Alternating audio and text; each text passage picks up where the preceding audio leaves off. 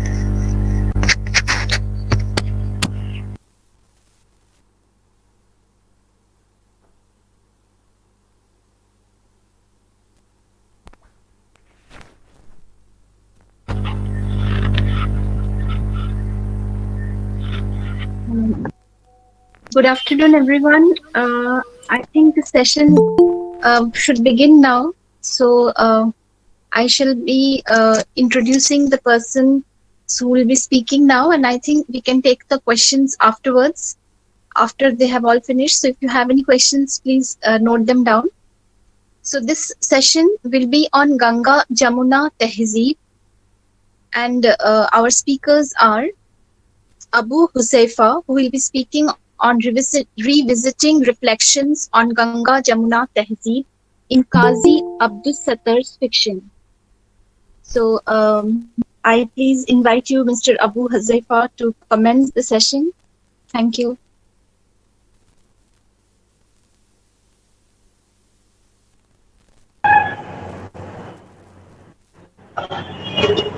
Hello, am I audible? Yes, yes, you're audible. Yes, you're Hello. very much audible. Yes, you are very much audible. Okay, thank you, thank you. I am Abu Huzefa. I am very glad to be part of this seminar. I am presenting my paper on Ganga Jamni Tehzeeb. So let me read it out. I will share the screen. Uh,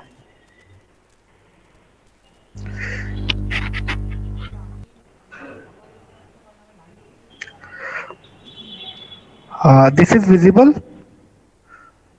Hello. Yes, it is. Yes, it is visible. Okay. Thank you.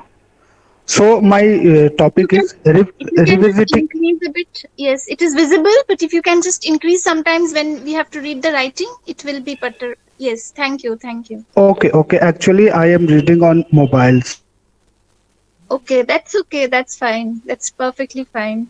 Thank you. I will try my maximum. Reflection on Ganga Jamni Tehzeeb in Qazi Abdul Sattar fictions. One of the most contested debates in history, Ganga Jamni Tehzeeb has solidified the Indian norms of Hindu-Muslim tolerance and cultural nationalism of secular country. Few critics claim this to be a fraud concept as it doesn't really work in our current culture where intercommunal violence and victimization has set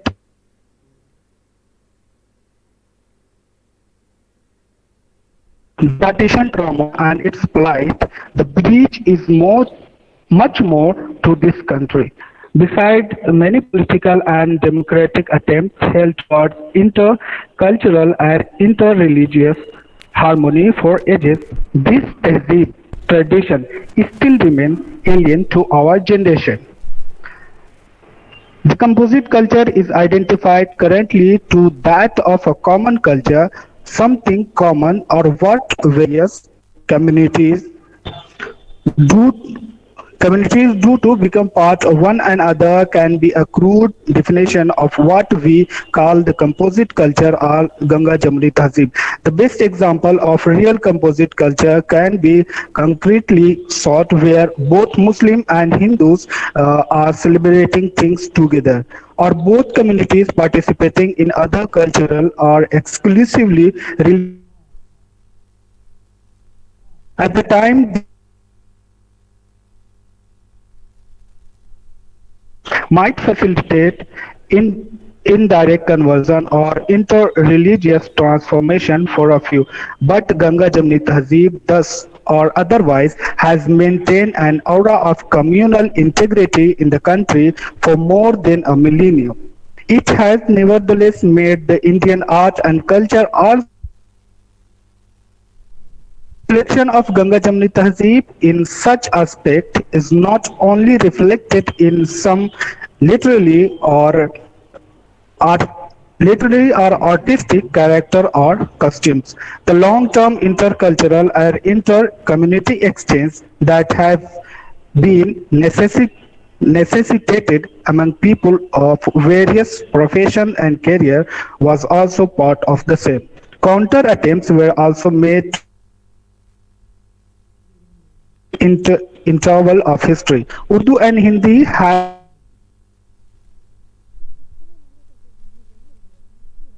early. There also started a visible division to emerge, and when an anti-Muslim government alienated this very religion, we have witnessed things disintegrated to the fall of this composite culture into oblivion. The character of this very tahzib is no any single culture or tradition is stand out or to be treated as sorry as elite.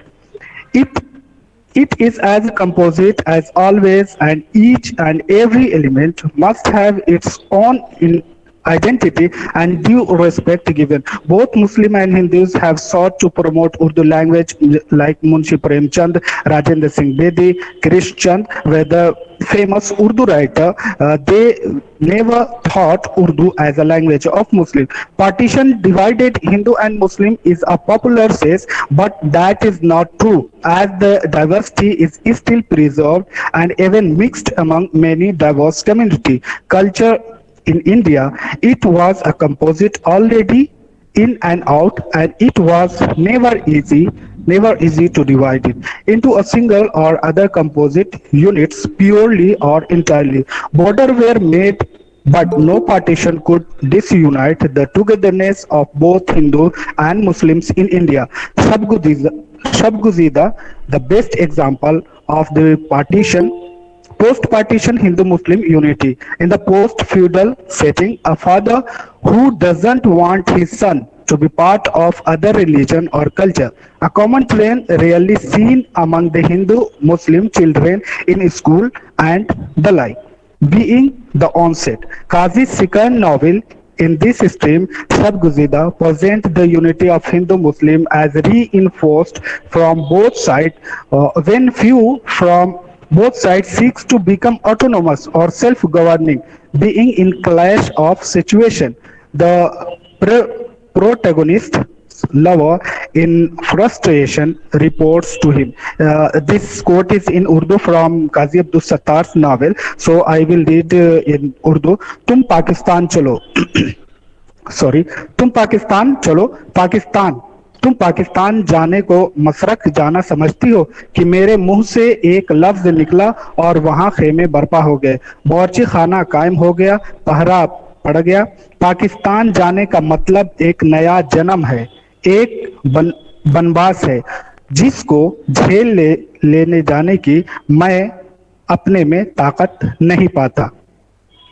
Qazi's famous novel Dara Shikoh presents the historical hero for his political importance. Dara Shikoh had been ideal for his passionate affinity to the Hindu religion and people, and one can easily see his character to be the perfect embodiment of Ganga Jamni Tahzib in history. Qazi preferred Dara over his cruel brother Aurangzeb for many reasons. Dara was the one who chose Hindustani style in almost everything because of the same many had problem with his political esteem. He often compromised his own religion for other. Through a more conscious symbolization, he had opted his life to be that of Hindu more than Muslim. Qazi has mentioned the clash between Dara and brother as ideological than anything. The very fact that Dara published his stern bias to Hindu religion or ideology, simultaneously claiming his own space among both Muslims and Hindus alike, or with a varied uh, intensity towards either.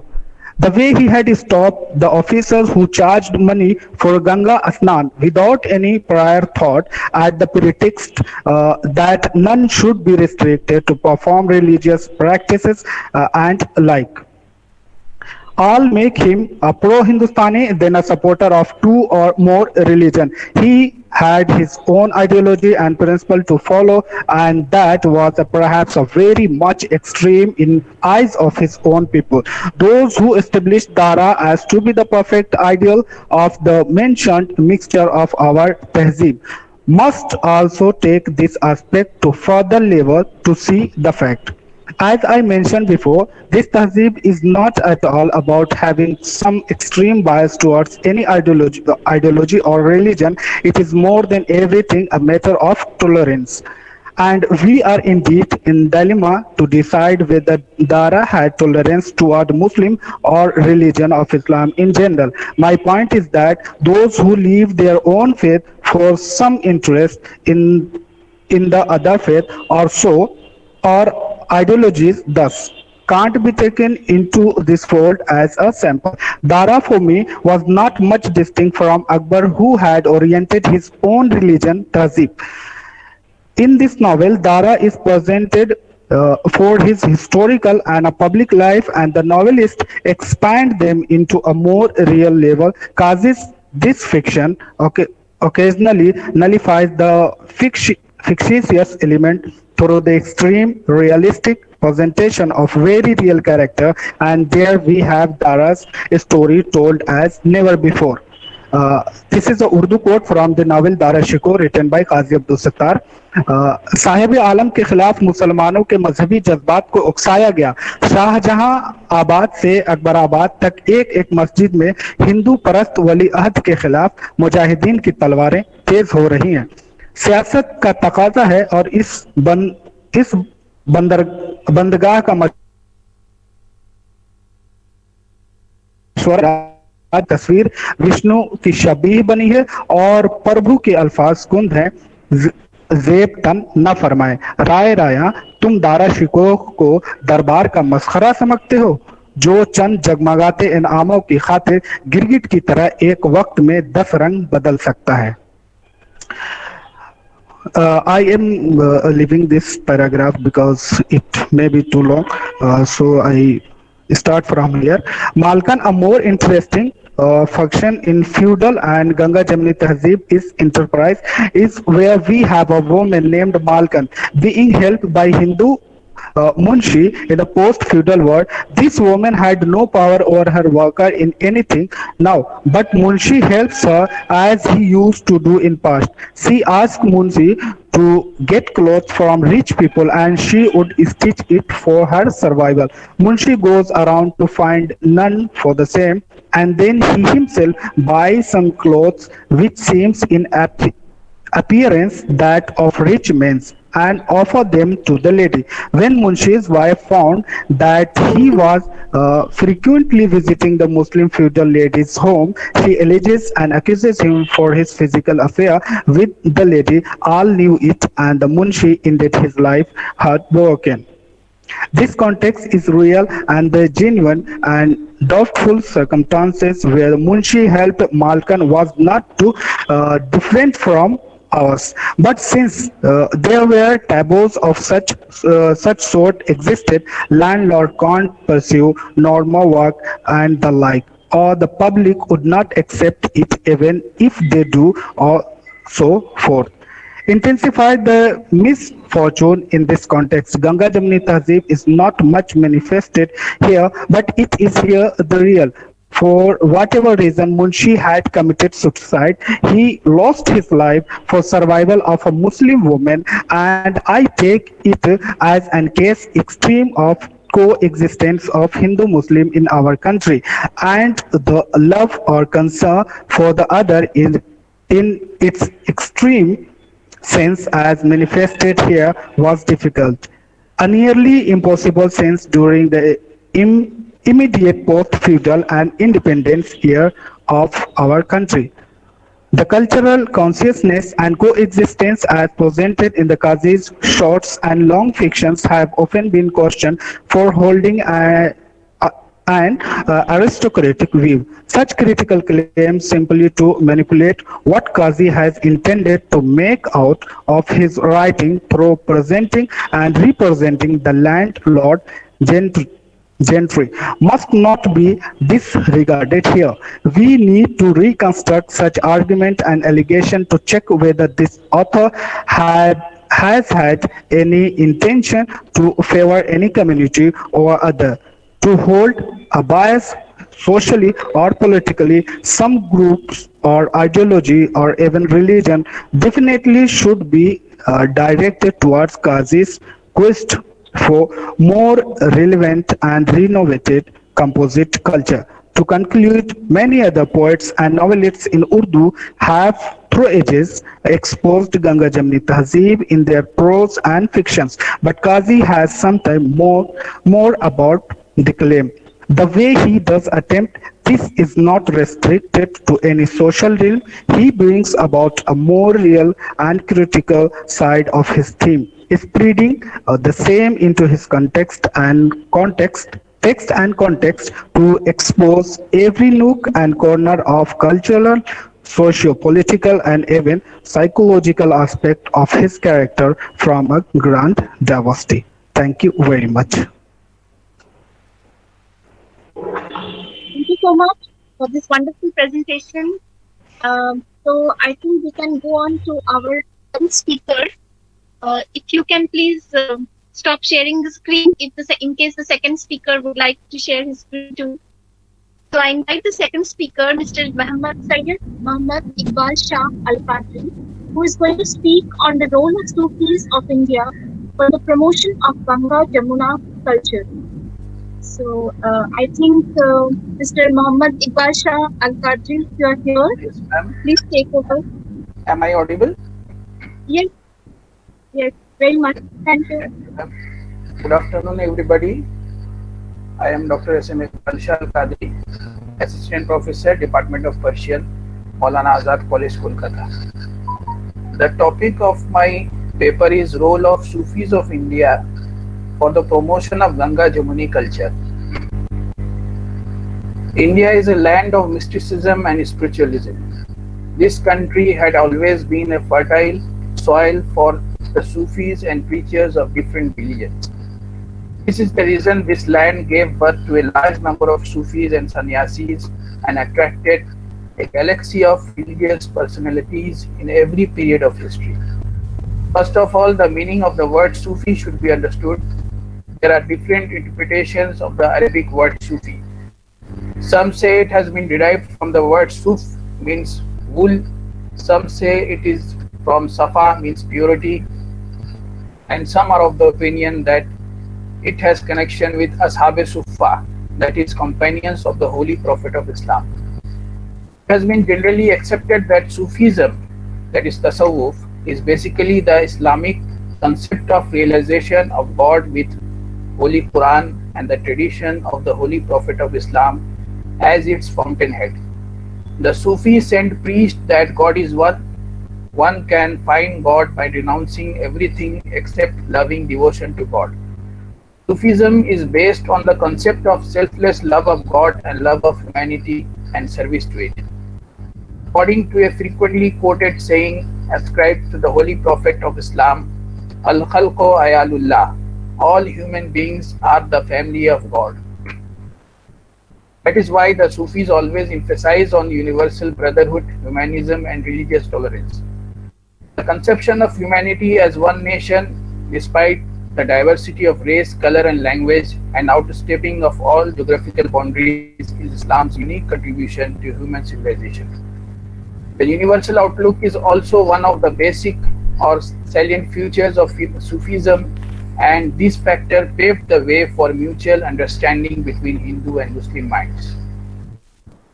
Sufism in India found an exceptionally congenial ground for its growth and spread because Sufism, as a moral and spiritual way of life and as doctrine with universal appeal, found a response to the needs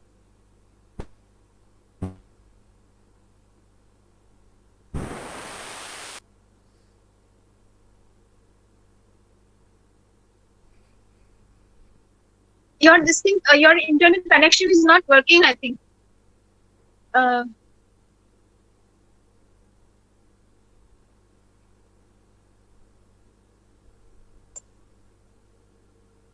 could you please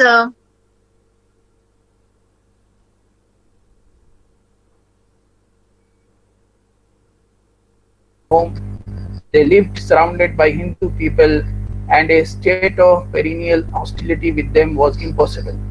Mutual intercourse let their faith differ from what at the beginning they had. Thus, after the first shock of conquest was over, both the Hindus and the Muslims preferred to find out a via media whereby to live as neighbors. The effort to seek a new life led to the development of a new culture, which was neither exclusively Hindu nor purely Muslim.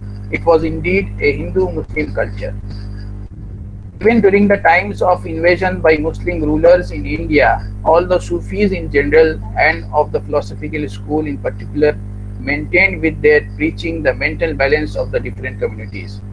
A good number of them made attempts to create friendly feelings by harmonizing the opposing system. Their friendly and tolerant utterances retained the favor of both Hindus and Muslims and circulated among the masses in the form of allegorical poems, songs, proverbs, and hymns in the local dialects of Punjab, Sindh, Rajasthan, Kashmir, Bengal, UP, Bihar, and other provinces. As tolerance was their motto, they influenced the people's thought and sent the message of peace, love, fellowship, understanding, amity, unity to every nook and corner. Dr. Tara Chand further says, quote, the Hindus offered sweets at Muslim shrines, consulted the Holy Quran as an oracle, kept its copies to ward off evil influences, and celebrated Muslim feasts, and the Muslim responded with similar acts. All these were the charismatic influence of the teachings of the Sufis. Unquote. The first Sufi who introduced Sufism in the Indian subcontinent is Sheikh Abul Hasan bin Usman bin Ali Hujweri. The Indian soil, which is considered very fertile in terms of religious thinking and mysticism, gladly accepted his ideas. There were a large number of Hindu followers among his devotees. They firmly believed their own religion, but at the same time used to visit the Khanka, hospice of Sheikh Ali Hujweri, every Thursday to seek his blessings. It provided great opportunity for closer interaction among different communities and paved way for better understanding among them. Khaja Muinuddin Chishti of Ajmer is regarded as the greatest Sufi of India. He focused and spread the word that giving is the source of happiness. His determination began with the thought that no one gets poor after giving, but it always multiplies. He believed that one who has strong faith can never cause harm to humanity. Whoever came to him for help or solution, he would be the humblest and the kindest towards their miseries. Due to his simplicity and generosity, people worldwide love him. He brought the message of love, peace, and generosity. He fulfilled his objectives that are to bring together the races, communities, and castes. He wanted to liberate people from materialistic concern, the main reason of devastation today. The essence of his teachings include, firstly, the true friend of Allah is one who has three qualities. They include the quality of hospitality, one should be generous like ocean, and one should rise and benefit others in every manner. Secondly, the noblest character is he who has traits of being bountiful, cheerful, and friendly. Thirdly, the ways to demolish the hell punishment include feeding the hungry, helping a poor, and supporting the aggrieved. Today, his dargah hosts millions of devotees who soak in the generosity of his blessings. It was his love and affection for all of humanity that earned Moinuddin Hasan Chishti the name Khaja Garib Nawaz, or cherisher of the poor. Not only Muslims, but people belonging to different religions visit his shrine throughout the year. The Sufi and Bhakti movement played an important role in bringing the Hindus and Muslims closer, which paved the way for composite culture and emotional integration. Some great names attached to Bhakti movement are Ramananda, Kabir Das, Chaitanya, Guru Nanak, Shankaradeva. Regarding Bhakti movement, Muhammad Ihya Tamizi writes, quote, Sufi monotheism appealed to Indian intellectuals who believed in the doctrine Ekam Eva Adityam Brahma. Only Brahma without a second is true, as preached through the sacred books of the Hindus. Thus, a new vista of collaboration between the Sufis and the Bhaktas were opened up in this country, which helped both to develop their ideology on broad lines. Unquote. These Bhaktas raised themselves above religious consideration of being Hindu or Muslim and condemned sectarianism and caste. They wiped out communal prejudices and disharmony between the Hindus and the Muslims. Due to these influences, Sufistic and yogic ideas have been found mixed up in the thought and writings of some Indian Sufis. One few yogis came to the Khanqa of Baba Farid Ganshikar, who was the most famous Khalifa of Khaja Qutbuddin Bakhtiar Kaki. In course of discussion with him, one of the yogis classified human body in two parts. The upper part, the upper seat of the spiritual, and the lower, that of profane aspect of human nature, and one was required by the yogic principle to develop truth, benevolence and kindness in the upper part, and maintain chastity and purity in the lower. Baba Farid was very impressed to know about this yogic philosophy. Professor Nisar Ahmad Farooqi writes the same type of incident in his foreword of Fawaidul Fuad that, quote, many yogis used to come to the Khanqa of Khaja Nizamuddin Auliya, the Khalifa of Baba Farid Ganshikar. He narrated once 6 yogis came and sat for meditation at the door of his Jamaat Khana. When he was informed about their arrival, he called them inside his Khanqa. They came inside and showed utmost respect to the Shaykh. Shaykh treated them with kindness and told them to sit. Thereafter, one of them started introducing his fellow yogi, saying that he was engaged in meditation for 40 years in the Kanoru hills. In the same way, he introduced others one by one and gave details of their spiritual practices. At last, he told that we have been informed through spiritual sources that a great saint, that is you, have been staying at Delhi, so we decided to come here and seek your blessings. I have talked with them very politely and showed great kindness towards them. Unquote. All these shows the Sufis and yogis had good cordial relation among them, and they used to exchange spiritual ideas and thoughts for better understanding. During the 11th century AD, Nagaur was the center of Jain religious saints and savages. At this time, a Muslim saint named Khaja Hamiduddin came to Nagaur and settled there in 1094 AD. He got attached with them so much that he gave up eating non-vegetarian food, especially red meat. He instructed his family members not to distribute non-vegetarian food among the poor even after his death. It was only vegetarian food which was permissible for distribution in his Khanqa. Even today, the Dargah committee is following the same tradition of preparing purely vegetarian langar, because a large number of visitors to this Dargah consists of non-Muslims. Khaja Hamiduddin Nagori is held in high esteem by the non-Muslims of Rajasthan. The remnants of his house and madrasa are still maintained by Jain people, and it is respected as a sacred place. Shaykh Jalaluddin of Sylhet is another Sufi who won the hearts of millions through his spiritual and charismatic personality. Ibn Battuta, an Arab traveler who visited Sylhet in the year 1340 AD, has given a vivid account of the Shaykh. He described him as the most venerated person in that area. According to him, both Muslims and non-Muslims come to visit him and bring with them gifts and presents. These offerings are given to the mendicants and travelers who arrive there. Unquote. Khaja Banda Nawaz Gesudas was a renowned Sufi of Chishti order of his period in Deccan.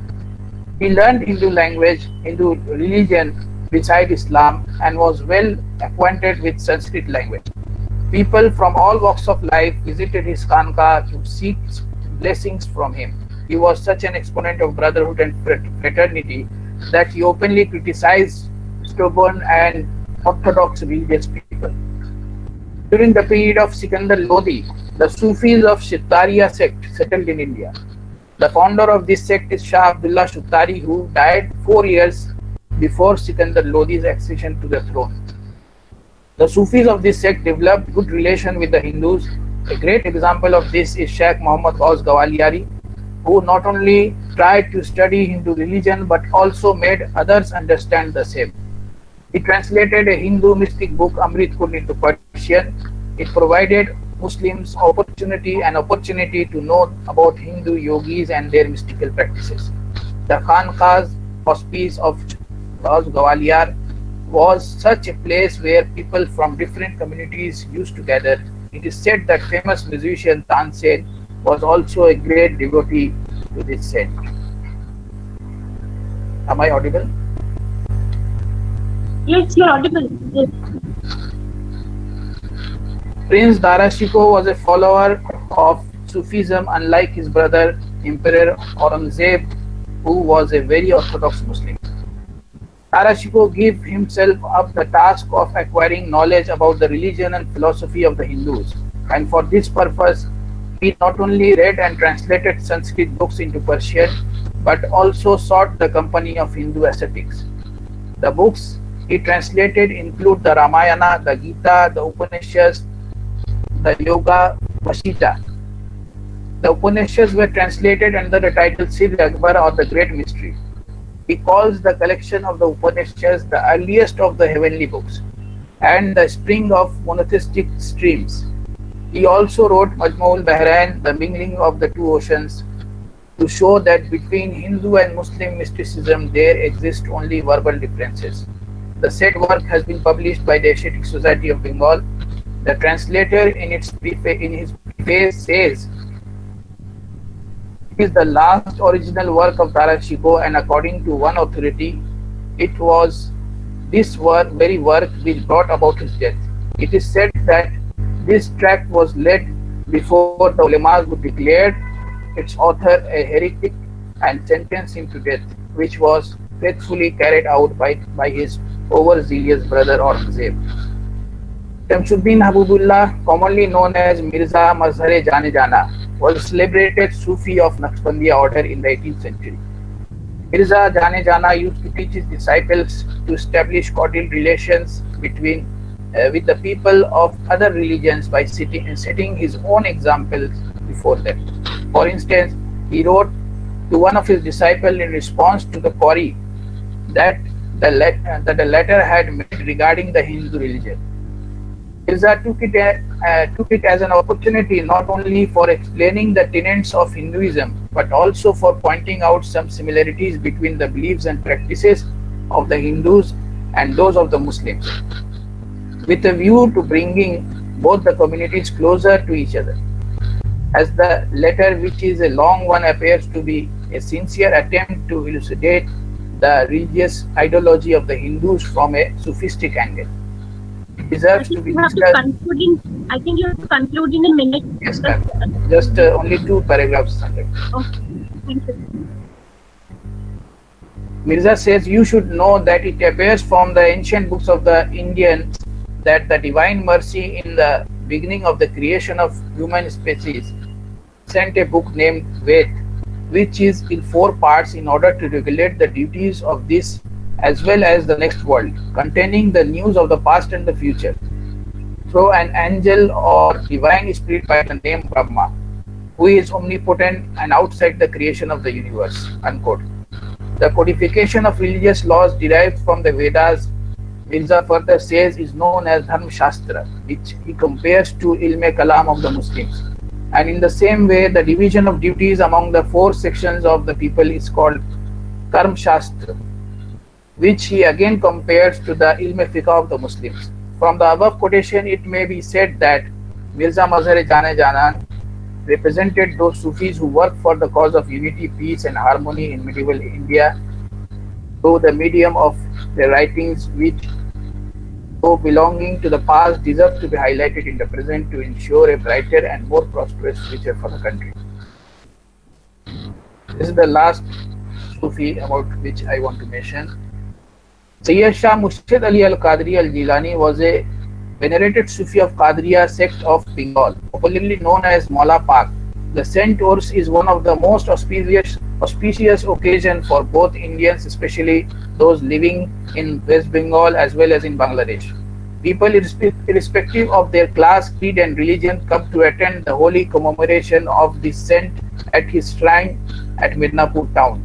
Maula Pak was one among those Sufi saints who have for long propagated the message of peace and harmony, and even today his teachings continue to bind people together, no matter which faith or community they belong to. There are numerous incidents of his life which can be produced as example of communal harmony. One such incident is mentioned here. Once there was a religious festival at his khanka. The in charge of his khanka prepared some food as tabaruk, that is prasad, for disciples who were present there. When the food was ready, one of the attendants of khanka started distributing the same. In the meantime, a poor Hindu lady who happened to be a sweeper saw that food is being distributed. She was eagerly waiting for some food at the gate of the khanka, but the attendant neglected her and did not give her anything. When Maula Pak came to know this, he scolded the attendant and asked the reason for not giving her food. He replied that she is a non-believer. How can this holy meal be given to her? The saint replied, she may belong to a different community, but she is also a human being. You should respect a human being. Give her food in the same proportion as you have given to others. All these examples bears testimony that the Sufis played a vital role in bringing the hearts of both communities closer and inspired them with a deep and abiding feeling of human love and sympathy. Thus, it can be concluded that the Sufis of India maintained communal harmony and infused a spirit of solidarity amongst the different communities and bestowed a remarkable legacy for posterity. It is a matter of great concern that existing political and social scenario of India presents a picture of communal disharmony. At this situation, the services rendered by the Muslim Sufis and Bhakti saints should be revived and their teachings should be propagated in order to reinfuse the feelings of communal harmony and brotherhood among the countrymen. Thank you. Thank you very much for your presentation. Therefore, we will take up the questions later together. I hope we have enough time. I would invite Sania Mubarak to present the following paper, which is titled "The Indo-Persian Poetics of Amir Khusro: New Perspectives." Thank you. So, Tanzia Mubarak, if you could come and speak to us. Thank you, ma'am. So just a quick check. Am I audible and are the contents visible next to me? Yes, very much. Okay. Yes. Thank you so much. So many thanks to the Comparative Literature Association of India for giving me this opportunity to speak here today. And the audience, a very good afternoon from Bangladesh. I am Tanzia Mubarak and I am currently a lecturer at the Department of English, Green University of Bangladesh. As you can see, the title of my paper is The Indo-Persian Poetics of Amir Khusro: New Perspectives. I have divided my talk into 4 parts. At first, I will share an overview of the study, that is, the background of the study, what is expected from my talk today, and what are the limitations of my study. Next, I will give an overview of the cultural landscape in which Amir Khusro wrote. After that, I will share some highlights of Amir Khusro's Indo-Persian literary contributions. Finally, I will share the concluding remarks and some references that I will be using for this talk. So without further ado, let us just dive into the topic. So This paper offers a synthesis and analysis of the literary forms, genres, Actually, only half of your screen is visible. really? So only half the screen is visible. Only the left portion is visible. The right Yes, portion. it's supposed to be like that. I mean, like this portion is the Yes. presentation and this is me. Yes, but then you can't see the whole sentence. That's okay. Yes, it's fine. But I mean, I have another app which is running and I can see what I'm showing. Okay. It's fine. Is it just visible to you? That will be enough. Yes, it is visible. Only we can't read the whole topic. Like we can see the literature and something. We can't read up. Oh, I see. I see.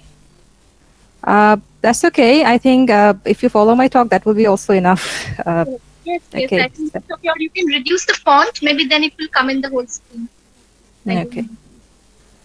know. So back to where I was. So this paper offers a synthesis and analysis of the literary forms, genres, and styles that inform the Indo-Persian poetics of Amir Khusro, the revered Indian poet and musician of Turkish origin, also known as Tuti Hind, meaning the talking bird of India, and an architect of the Ganga Jamuna Tehzeeb. Amir Khusro has always been a valuable source of history and culture for the Indian medieval era. However, from a global perspective or in the context of world literature, critical engagement with the literary works of Amir Khusro is relatively rare. Even more rare is an exploration of how Amir Khusro intersects Persian language and form with Indian heritage and culture. This is partly due to the lack of credible translations of his works, and also because there are some debates surrounding the authorship of quite a few sources attributed to him. Another important factor is that discussions on the aesthetic aspect of Khusro's work is mostly dominated by a focus on music and mysticism, and it is true that music and mysticism are inseparable part of his work. But it is also true that there is a need for a wider examination of particularly his literary forms and styles that mark a unique Indo-Persian blend. It is from this understanding and in light of some recent scholarships and translations of Khusro's work that this paper examines such a convergence. There is, however, a limitation to this study, which is linguistic. It has considered the English translations and criticisms of Amir Khusro. And also, like I said previously, there is a lack of translation, so many of his works still remain inaccessible to international readers. But regardless of the limitation, the study considers it necessary to attempt such explorations. Also, it has consulted the most credible English translations and criticisms of his text. So now moving on to the next part of the presentation, that is the cultural landscape of Amir Khusro.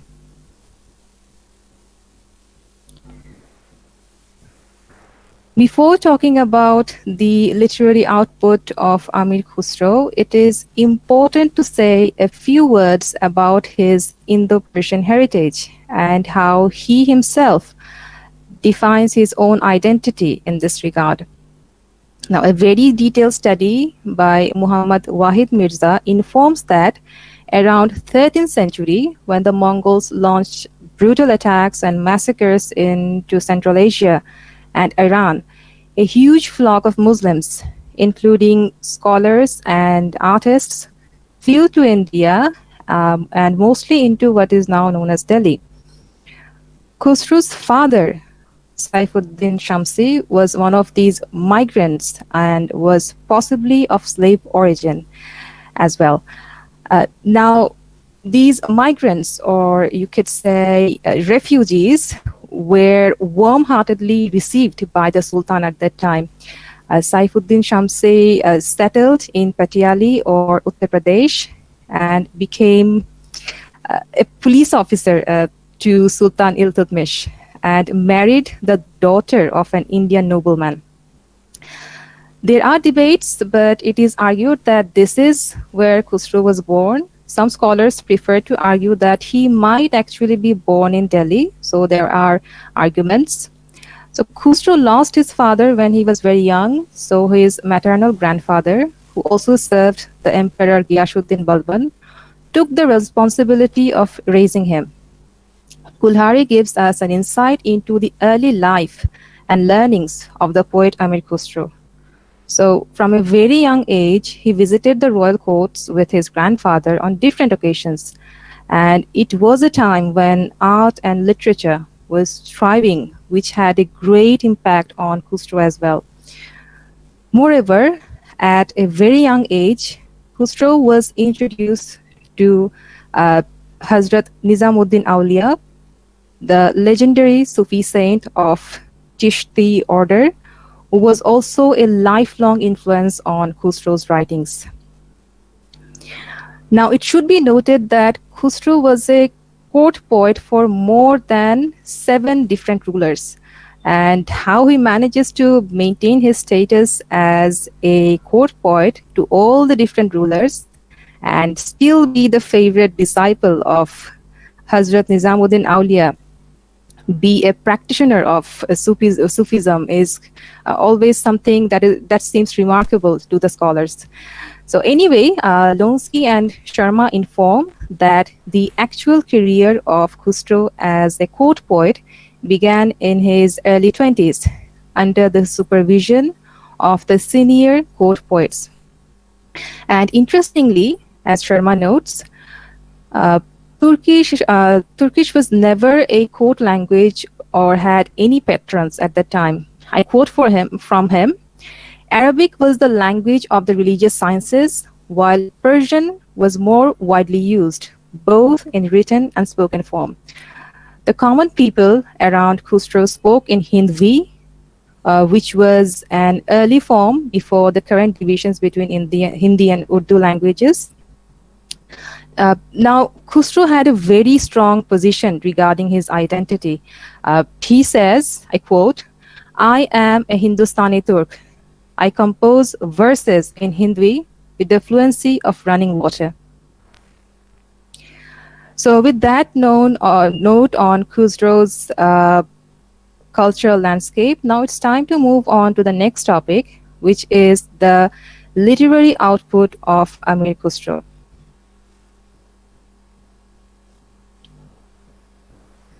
So the literary output of Amir Khusro is so huge that probably another 5 minutes will take just to introduce the length of work that he has produced. However, a few must be mentioned here. So regarding Khusro's poetic contributions, Sharma informs that there are minimum 4 anthologies of Persian and panegyric poetry compiled by himself and 1 posthumously compiled anthology. They are Gift of Youth in 1273, Middle of Life in 1284, Prime of Perfection in 1294, Miscellaneous Selections in 1316, and finally Extremity of Beauty in 1325. Many of the praise poetry that he produced are often called historical poetry by some scholars. And Khusro composed a number of long narrative poems, wrote introduction to all the divans I just mentioned, divans or anthologies of poetry. And the preface to the 3rd divan is actually, I quote, both a treatise on poetry and autobiography of his poetic self. He also wrote a number of great masnavis, meaning Islamic spiritual poems. There were 2 literary giants, Firdausi and Nizami, who also inspired Khusro in his masnavis. Now, regarding Khusro's contribution to prose, Sharma informs that many prose writings are that are attributed to Amir Khusro are there, but there are several debates surrounding their authorship. For example, there are debates whether writings like the Sufi text, Most Excellent Morals, the Persian Hindi dictionary, Kalikbari, or the very famous Tale of the Four Dervishes were actually written by Khusro. As Mirza tells us, I quote, "We know from the preface of Ijaz A. Khusro that Khusro had not written anything in prose before that. He had, of course, written letters and epistles." So there are debates. Anyway, he did write the prose introduction to the anthologies of his poetry, and his prose work, Miracle of Khusro, is considered to be, I quote, "a massive compilation in 5 books of model prose writings in the form of letters and anecdotes." So what can we say on a final note is that Khusro did some experiment with prosaic writing, but they had a relatively little impact on the later generations and received relatively little attention from the scholars. Now, let us talk about some of the major genres, forms, and styles of Amir Khusro. Again, I'm only sharing very selective outline due to time limitations. Kulhari informs us that Khusro was an expert in Persian, Arabic, Hindi, and Sanskrit languages, and says that a total of 92 books were written by Khusro. There are numerous categories in which he wrote. The ghazal remains the most dominant one, and although it is more performative, but its literary aspect should be considered. These ghazals were inspired by Persian poetry, and love remains the central theme of these ghazals. However, Sharma warns us not to make a reductive reading of this theme of love in his ghazals. Sharma says, I quote, "Love is treated in ghazals in such an ambiguous way that the object of affection could be a beloved of any sex, since the Persian language does not indicate gender, and the setting for the feelings described could be earthly, courtly, or mythical, or Sufi." So perhaps this is one of the excitements of Amir Khusro's poetry, that they are so open to rich interpretations.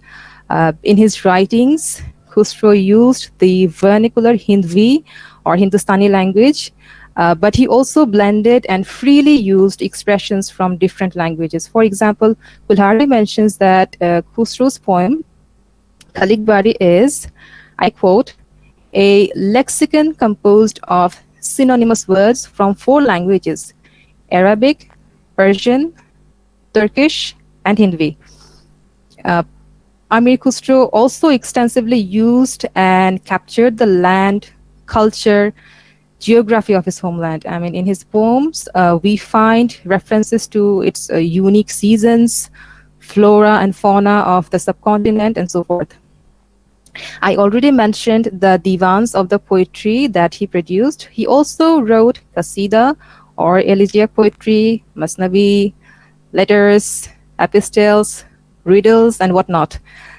And he did not seem to like poetic gymnastics or show off with ornamental and heavy words, like the Sufi tradition that emphasized on delivering the message in a language that common people can understand.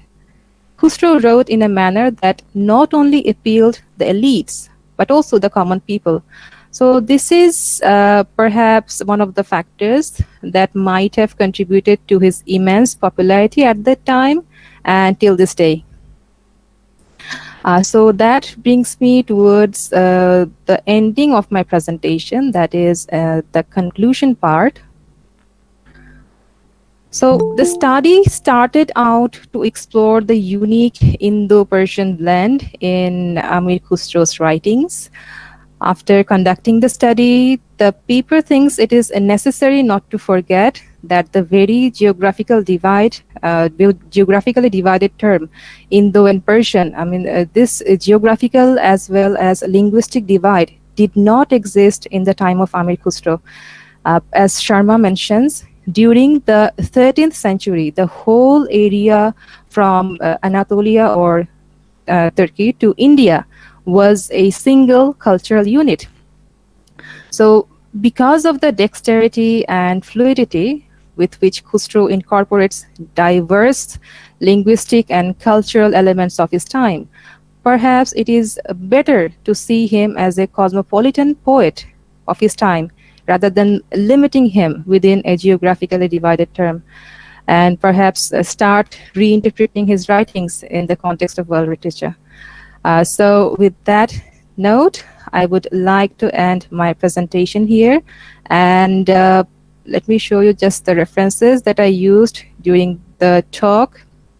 So thank you so much for your presence and your kind patience. I hope you all remain safe and sound in this time of pandemic. Thank you. Thank you so much. So I think we must be having some questions. So I open the session for questions, and I thank Clay also to organize such wonderful sessions for the entire program of 2 days.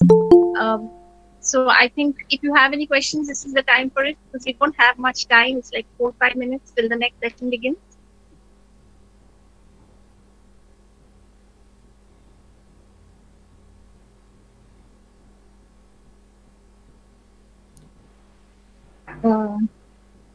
I don't see any questions on the chat box.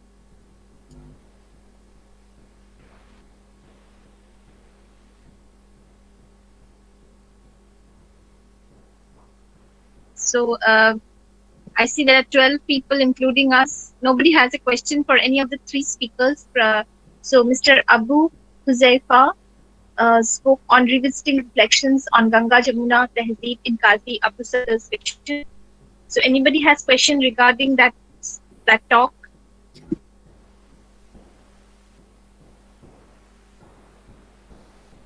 Okay, I think if you don't have, then the second topic was role of Sufis of India for the promotion of Ganga Jamuna culture. That was by Mr. Sayyid Muhammad Iqbal Shah Al-Qadri. So if you have any questions on that topic, please go ahead.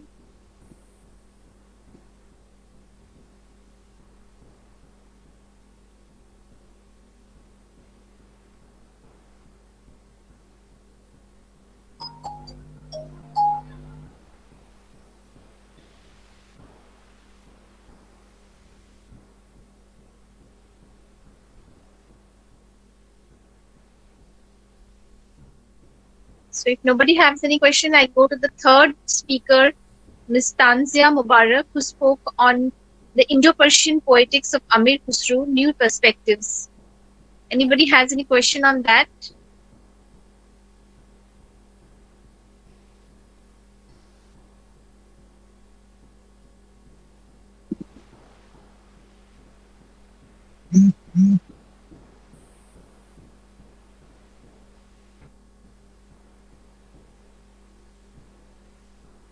Okay, if nobody has any questions, so I think it is the time to pass on to the next session with a break of 1 minute. Ma'am, I would like to intervene for 1 second. Like, I would first apologize that I couldn't introduce the chair before the start. So, Mohar Das Chandri pursued her MA in French and Francophone literature at JNU and completed her PhD on the mythical vision of Jobit Marchessault in her trilogy, Like a Child of Earth, Francophone Quebec. Since 2008, she teaches French at the Postgraduate Department of French, University of Calcutta, and is currently head of the recipient of the Indo-Shastri Mobility Award in 2019 and UPE2 Project Fellowship in 2018 to 2020. Her latest publications include Exile and the Fantastic in the works of Yang Chen, China, and Ananda Devi, Mauritian, in Synergies Indie Volume 9:1, 2020. Rewriting the myth of Draupadi in Pratibha Ray's Yagseni and Chita B. Divakaruni's The Palace of Illusions in Athens Journal Philology Volume 7-3, 2020. translation of Jibanananda Das's 5 poems in PO Amp Sai number 172, September 2020. Thank you. Thank you so much, really, but I think that was okay, even if you didn't. So, if anybody has any questions yet, otherwise I think we should close the session and go to the next session, which is due in another a minute or so. Okay, thank you then. It was really an honor to share the session and listen to all the beautiful presentations. Thank you. So moving on to the next chair, I would like to introduce Shayantan Dasgupta. Shayantan Dasgupta is Secretary of Comparative Literature Association of India. He teaches comparative literature at Jadavpur University and is member of Advisory Committee English of the Sahitya Academy. Over to you, sir. Thank you very much. We welcome you to session 4A, where we have 3 speakers. We have Anirudh Nagaraj, Mrinmoy Pramanik, and Rindon Kundu in this session. Side by side with this, we are having session 4B, which is happening on another room. So perhaps, Tiash, you might like to paste both the links in both the groups so that if people are here who want to go there or people are there who want to come here can be aware of the 2 links. Thank you. We will start with Anirudh Nagaraj, introducing Anirudh Nagaraj. He is pursuing a PhD from the Department of Comparative Literature and Translation Studies, Ambedkar University, Delhi. And for his thesis, he is working on modern Kannada plays, focusing on 12th century medieval Bhakti tradition. His research interests include political philosophy, medieval literature, protest literature, and cricket studies. So we will start with Anirudh, but before that, let me also introduce the other 2 speakers we have. Mrinmoy Pramanik teaches as assistant professor in the Department of Comparative Indian Languages and Literature at the University of Calcutta. He is a practicing translator and translates among Bengali, Hindi, and English. He has quite a few translations to his credit, including full-length books as well. And he has also published essays and papers in Bangla and English in various journals, and also edited several volumes. And the third speaker, we will have Rindon Kundu. Rindon Kundu is treasurer of the Comparative Literature Association of India, and he is assistant professor of English at the Faculty of Arts, Communication and Indic Studies, Sri Sri University, Odisha. He is pursuing his PhD from the Department of Comparative Literature at Jadavpur University, and he was recently selected for the Volkswagen Stiftung 2020 grant. So the first presentation here will be by Anirudh Nagaraj, and he is presenting on Indian theories of meaning on metaphors, analysis of Kannada translations of Faiz Ahmed Faiz's poetry. Done this complicated mathematics, and I find speakers can have around 17 minutes perhaps. Then we'll have 5 minutes of speaking time at the end. So over to you, Aniruddha. Yeah. Thank you so much, Professor Shayantan Dasgupta, for your kind introduction. Am I audible to you all? Can I? Yes. Okay. Thank you. And first of all, I would like to thank the organizers of CLI for giving me this opportunity to present the paper, the conference. So I will start my paper. In the paper, I actually try to analyze the metaphors used in the poems of Faiz Ahmed Faiz through different Indian theories of meaning on metaphors. My paper, titled Indian Theories of Meaning on Metaphors, an analysis of translation of Faiz Ahmed Faiz poems from Urdu into Kannada. In poetry, most of the times, metaphorical meaning is more powerful than the primary meaning of the words. It's interesting how metaphors act as a powerful device, although metaphors are vague and unclear. One reason could be that we can interpret metaphors in different ways. For each individual, metaphors give space for their own interpretations. Even though there are many works in Western philosophy on metaphors, I'm interested to look at the thoughts of Indian philosophical theories on metaphors. I'm going to look at the translations of Faiz Ahmad Faiz poems into Kannada. Since construction of meaning happened in Kannada, even translator has produced meanings. It's an attempt to analyze two poems of Faiz Ahmad Faiz, which has been translated into Kannada in the context of Indian theories of meaning on metaphors.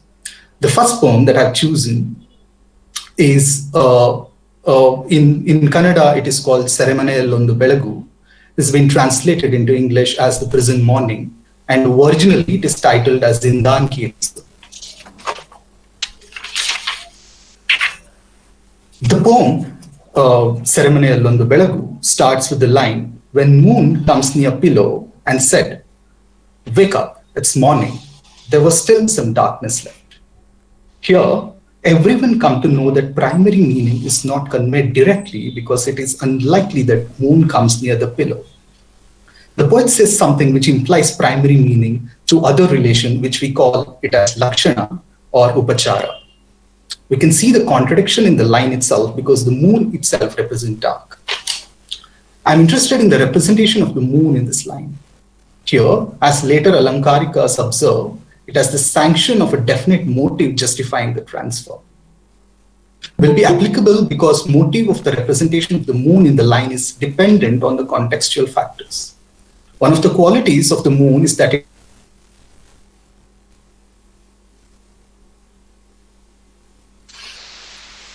who is asleep. Here, we do not need to take a literal meaning of the word. Metaphorically, poet is suggesting that moon can be clearly seen by the person. Here, moon which says, wake up, it's morning, suggests that even darkness gives hope. In the Buddhist school of thought, primary and actual reference will be judged based on the degree of intimacy between them. Lakshita Lakshana is one of the Lakshanas, and this occurs when the relation between primary and actual reference is not direct. For example, in the poem, moon is not directly conveyed its quality, rather moon represents night and night represents dark. This indirect transfer leads to form Lakshita Lakshana. So use of metaphors implies poet's complex understanding of the situation. In the second stanza of the poem, the poet writes, Chandrana kayinda udruttive ondonde tare tavareya pakkalegalu. I will roughly translate it into English. Petals of star and lotus is falling directly from the hands of the moon. Here I'm interested in looking at the metaphor of the petal of star lotus falling from the hands of the moon. It's interesting why the poet has chosen the objects like star and lotus. Both are very different objects which has its own peculiar qualities. According to a theory of Gaunirutti, which suggests similar qualities are present in the star and lotus. Even though all elements in both the star and lotus are not the same, some elements such as beauty and brightness are associated with it. So to symbolize lotus and star simultaneously, Shabara rejects the view and say that an aggregate cannot refer to one part separately. Because as Kumarila Bhatta says, the term 100 cannot refer to 50, even though latter is the part of total aggregate. According to Mimamsakas, the primary meaning of a word is universal and not actions or qualities. The view is that there will be some existence of similar qualities between primary and actual reference. All the words are some ways related to its primary meaning. We can observe this even in the poems of Faiz. The above metaphors of star and lotus also have a secondary significance to it, which is its qualities. According to Mimamsakas, the primary meaning which they convey are the objects themselves, and the secondary meanings are those qualities which convey when we read those words and we understand it in a specific context. In the third stanza of the poem, poet uses the phrase kappu kattale, which can be literally translated as black, dark. It is interesting because the poet would have used only kattale, that is dark, in the line because dark already suggested that it is black. This leads to a question, what else it can add when he uses the phrase kappu kattal, that is black dark. It shows that the use of another word will increase the intensity of the situation. We'll look at the line to understand the context. Poet writes, my partner's glittering face is forming over the black dark.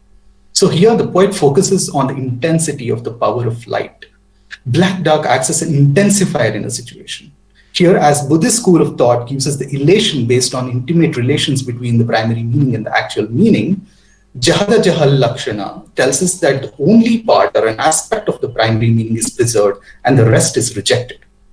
Here, the reference of black next to the dark would suggest us to understand dark as just a color black and rest of the qualities of dark are rejected. In the fourth stanza of the poem, poet writes, this is a very interesting line, Kitaki daba daba daba taleya chechikondide, which can be roughly translated it as window shatters its head, daba daba daba. Here, daba daba daba is a sound expression, which symbolizes fiery noise. By analyzing the context, it's clear that poet is talking about the incident which is dreadful. Here I'm interested in the use of metaphor comparing window to the head. Gautama enumerates with examples of relations between the primary reference and the actual reference in his Nyaya Sutras, and one of the relations is association. In the line we are analyzing, window is referring to head. Here poet tries to form a relationship between the window and the head. One reason could be that when we refer some object to the human part, intensity of the sentence will automatically increase. If poet would have referred only to the window, it was difficult for the poet to say what he intended to. If poet had referred to an object, people who read this poem could not have related window's noise with the high intensity. In this line, he compared window to the head because people can directly relate to their life experiences. They can feel the intensity of someone banging their head against the wall than window which makes its noise. So here, association of noise of the window to the banging of person's head against the wall has this relation which gives the effect of fear-provoking. This is similar as Gautama gives us example when he talks about relation in his Nyaya Sutra. For association, he gives an example of Yastikam Bojaya, which means feed the stick. Here, stick refers to a Brahmin. The above reference of window to head also depends on the contextual factors. As Alankarikas observes, three essential conditions which are necessary in Lakshana, and one of it is definite motive justifying the transfer. In the fifth stanza of the poem, poet uses the phrase Kallu Kabina. The phrase Kallu is stone and Kabina is iron. There are different objects, but here it is used as a single phrase. The reason poet used Kallu and Kabina as single phrase is because the same property both the objects have, and that is hardness. Poet would have used only single word to show the property of hardness, but using both the words increases the intensity of hardness. Gautama in Nyaya Sutra applies the term upachara to the secondary function of words. He says the transfer of meaning is quite common when the actual referent is closely related to normal and primary referent. He gives example with 10 such relations, and one of it is inherent connection. Here, Kallu, that is stone, symbolizes hardness, but here it means the thing that has hardness. The use of the term denotes quality for the thing qualified. So this is the first one. The second poem that I've taken to analyze is Faizamat as Shopping Ka Nagma Bachta Hai. In Kannada, it has been translated as Haryutide Shopping Na Sangita Da Hai. So in this poem, I found a few interesting metaphors, which I thought it's essential to interpret the poem based on the metaphors, having context in mind. In the first stanza of the poem, he uses a word Kargattalu, which literally means the forest dark. Here I'm curious to know why the poet used the word forest to represent dark. We can say that in the night, forest appears to be dark. So the poet uses forest to represent dark. Dark is one of the elements which are present in the forest. So the word is applied to forest indirectly on the basis of element dark is present. There are many criticisms for that. Shabara rejects this view on the ground that an aggregate cannot refer to one part separately. According to Mimamsikas, the primary meaning of a word is universal and not actions or qualities. Here, forest is universal and its qualities and actions are not. One would again argue that since dark is imposed on the forest based on the characteristics of forest such as dark, Shabara and Kumaralabhatta criticize this view since dark and the forest have distinct characters. In the word Kargattalu, the word Kattalu connotes the universal darkness, which indicates the qualities such as black that justifies calling forest as dark. These are some of the theories of qualitative metaphors, that is Gaunirutti. In the same stanza, we find the phrase Mookamane, which literally means the dumb house. Here the word is used as a metaphor to express certain things. The word is very much context related. Here, house is related to the people who live in the house. It is sadness that occupies the entire house, and this has been expressed through the phrase Mookamane. Gautama in his Nyaya Sutra gives us 10 relations with examples. One of it is based on location. The above word is suitable to this relation. In the phrase Mukamane, the term mane, house, is referred to the people in the house. Also, Mimamsikas, in their attempt to find out the basic rules of interpretation so as to explain the Vedic passages, they deal with metaphorical transfers of meaning.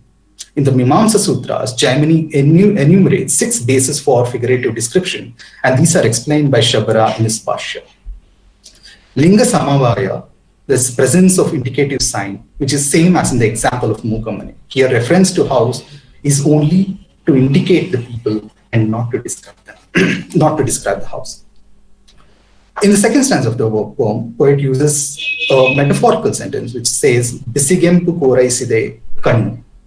So here, Bisigempu, it's a phrase, contains hot and red.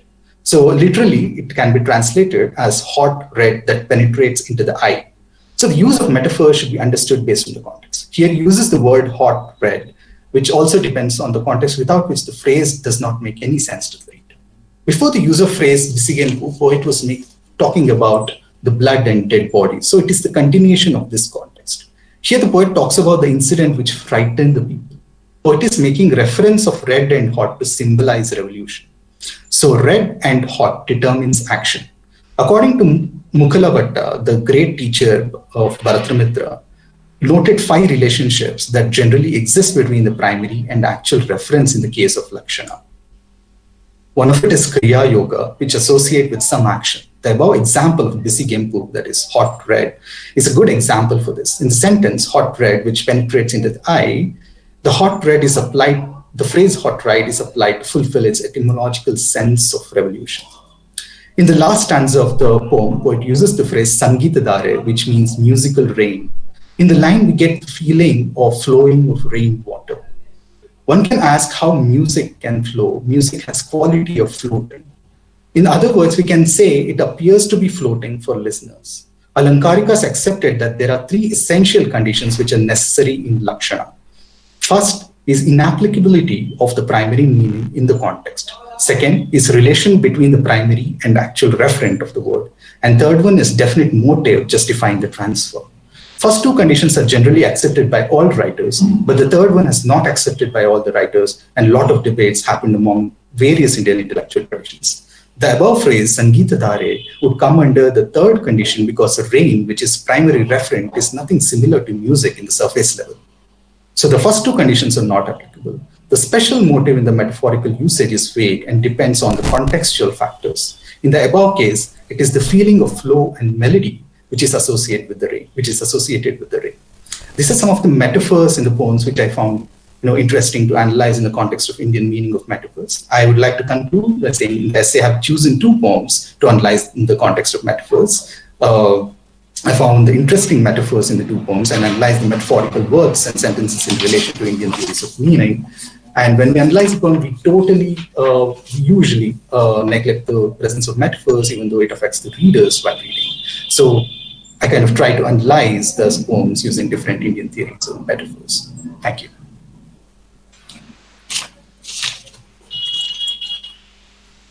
Yes, thank you very much, Aniruddha, for that very measured and absorbing presentation. We will, of course, come back to the presentation and take inputs and questions at the end of this session. But right now, let us go on to the second speaker in this session. I invite Dr. Mrinmoy Pramanik to present his paper, which is titled The Idea of Quote-Unquote Persian and Relocating the East in Indian Literary Imagination. Mrinmoy.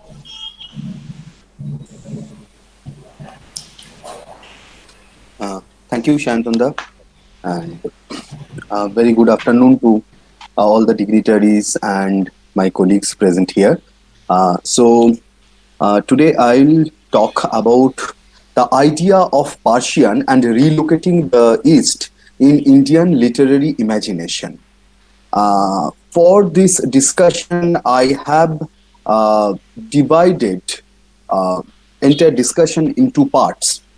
First is the impression of Persian or imagining Persian, the language, as a common literary practice for the Hindus and the Muslims in pre-colonial India, in pre-colonial Bengal, special reference, pre-colonial Bengal. And in second part, later part of my discussion, I will argue that decaying period of Persian as a language of literary writing in Bengal put it as a language of the Muslims and the Muslims only.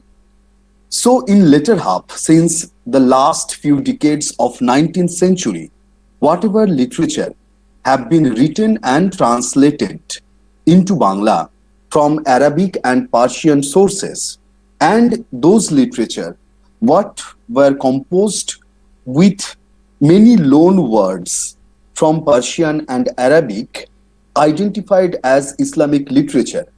But this category of Islamic literature was not there in pre-colonial India.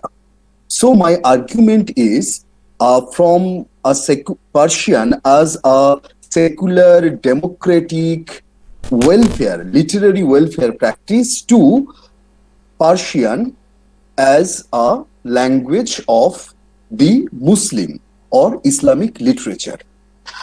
So, yeah, my screen is presentation is visible. So, Persian before Islamic, and this before Islamic means when Persian was not necessarily seen as the language of the Islamic author, the Muslim authors, but it was a language for the Hindus and Muslims both, because it was the language of power. But it is not only the case that Persian was the language of power, the Nawabs. Therefore, the language was perceived by the Hindus as a necessary language for writing literature. Rejaul Karim, one of the very, very important scholar who worked on so-called Islamic literature, argued that it was not the case that Persian was necessary for official purposes and in for legal purposes, but those Hindus who had learned Persian for literary purposes, they had a love to learn new language, Persian, and to discover the treasure of literature, what was there in Persian. And if we see the example of the Rosang Royal Court of Sri Sudharma in 1622 to 1638, the Rosang Royal Court, which is now located in Burma, but at earlier create Bengali literature. And in that royal court, the practice of multilingualism, the multilingual culture of knowledge practice was very much prominent. I quote a few lines from history, what describes Sri Sudharma's royal court and how it was a place for coexistence of multiple languages and source of knowledge. আরবি ফার্সি নানা তত্ত্ব উপদেশ বিবিধ প্রসঙ্গ কথা আছিল বিশেষ গুজরাতি গৌহারি ঠেট ভাষা বহুতর সহজে মহন্ত সভা আনন্দনীয়র. That the rough translation of this is philosophy, ethics in Arabic and Persian, and many other subjects of knowledge discussed in Gujarati, Gohari, and Thet language. People at the royal court get pleasure, and they used to be pleased after discussing different knowledge from various language sources. If we see the example of Raigunakar Bharatchandra's Annoda Mongol, which was composed between 1752 and 1753, Raigunakar Bharatchandra declared in his Annoda Mongol that পড়িয়াছি যে মতো লিখিবারে পারি কিন্তু সেসব কথা বুঝিবারে ভারী না রবে প্রসাদ গুণ না হবে রসালো অতএব কবি ভাষা যাবনি মিশালো. I can compose the way I read, but those will be difficult to get. It will neither be pleasure nor the rasa. Hence, I speak with Jaboni Bhasha. This Jaboni Bhasha, Jaboni Mishal, Jaboni Bhasha is the language which is known as Persian. So, from this very example, we can understand that the Persian was necessary for literary composition, as the Persian words Jaboni, the Persian words were received as a mode for communicating between literary text and the common people, the people who didn't have access to the Sanskrit, but they had Persian words in their everyday life, their legal affairs, and everyday communication. So Bharat Chandra, he purposefully used the Persian words in his famous Anno the Mongol to communicate with the people. So these were the situation in pre-colonial India, where Persian was used or received as a language for communication with the wider reader, with the people. And therefore we can observe that Persian was very much necessary for composing poems, as it gives poetic pleasure and the rasa. And here this word rasa is also very significant in Bharat Chandra's Anno the Mongol, because it is not only about the reader's pleasure, but rasa is assumed as a mode of communication between text and reader, and this rasa could create most democratic and secular space for literary consumption for both Hindus and Muslims. So rasa was mode of communication, and poetry was a process of inclusion, because he could have written Anno the Mongol only in Bangla or using the available Sanskrit words and sources, but he found that using the Jaboni Bhasha, the Persian, was very much important, as his purpose is to communicate with the people, the common people. And most of the narrative poems and the epics in medieval Bengal were used to be composed in Poyar and the Panchali meter, Panchali Chando. We can find that Krittivas's Ramayana also composed in Panchali. But the language, what is known today as Bangla, was not popular as a name of the language. So people didn't call it a Bangla language. But when it was about translation, they used to call it that, translate it into Poyar or translate it into Panchali.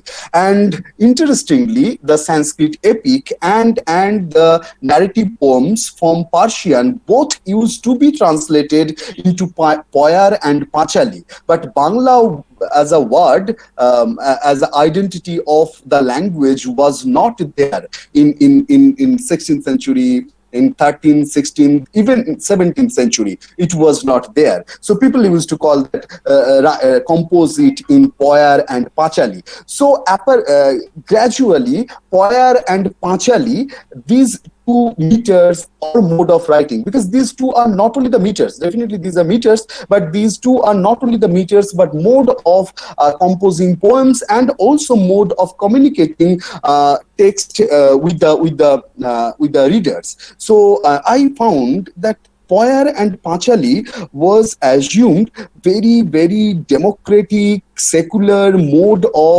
and meter of literary composition. And Poyar and Panchali, these two popular mode and meter of writing literature, were interchangeably used instead of Deshi or Deshi Bhasha, which later will be known as Bangla. Poems translated from Sanskrit and Persian used to be composed in Poyar and Panchali both. This meter and mode were space for communication between author and reader, as I mentioned. Later, when we find that the period of decaying Persian, that in colonial period, gradually Persian lost its pride, and with the expansion of European education, gradually Persian got marginalized from the educational institutions also, and the crisis of studying and practicing Persian put it as a language of Islamic order, when Shukumar Sen wrote his famous book Islami Bangla Sahitya in 1951, Shukumar Sen also was very much skeptical to call the book as Islami Bangla Sahitya, because in Shukumar Sen's understanding, he argued that hardly the Islamic Bangla Sahitya hardly talks about Islamic theology. Definitely, there are Islamic theology and some essays on Islamic philosophy. Those can be called as Islamic literature, but when we are talking about the romantic narrative poems, that cannot be called Islamic, because those are not necessarily related with the idea of Islam. And he took example from a poem written in sometime in 17th century, that how all these romantic poems are equally read by and perceived by the Hindus and the Muslims. And Shukumar Sen asked that this is our bad luck, that this is the romantic narrative poems and the very idea of Persian was there in our cultural memory of the ancestors, but gradually we lost it. We lost it from our cultural sphere, from our cultural spaces. We lost it. In this period of losing Persian literary text or literary text translated from Persian, we can find that Persian gradually started to be identified as Islamic, and Sir Abdullah Surawardi gave 3,000 rupees to University of Calcutta to introduce a lecture on Islamic subjects. So those lectures could be delivered in Bengali, Urdu or English, and we can find Shukumar Sen's Islami Bangla Sahitya, or we can find in academic discussions there were two words like Islamic and Oichlami. These two words also were there as Islamic when people were talking about Persian literature or text translated from Persian.